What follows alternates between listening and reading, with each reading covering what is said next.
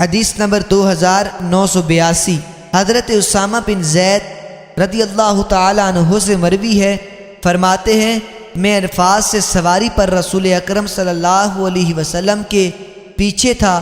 جب رسول اکرم صلی اللہ علیہ وسلم مزدلفہ کی بائیں جانب گھاٹی کے نیچے پہنچے تو اونٹنی کو بٹھایا اور پیشاب فرمایا، پھر تشریف لائے تو میں نے آپ کو وضو کرایا۔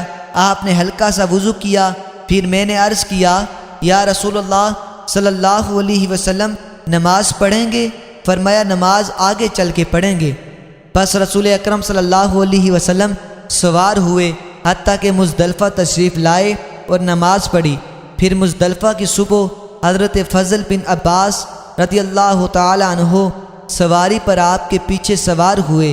حضرت قریب فرماتے ہیں مجھے حضرت عبداللہ بن عباس رضی اللہ تعالی عنہ نے حضرت فضل رضی اللہ تعالی عنہ سے روایت کرتے ہوئے بتایا کہ نبی اکرم صلی اللہ علیہ وسلم جمرہ عقبہ ستون جسے کنکریاں مارتے ہیں تک مسلسل تلبیہ لبیک اللہم لبیک آخر تک کہتے رہے۔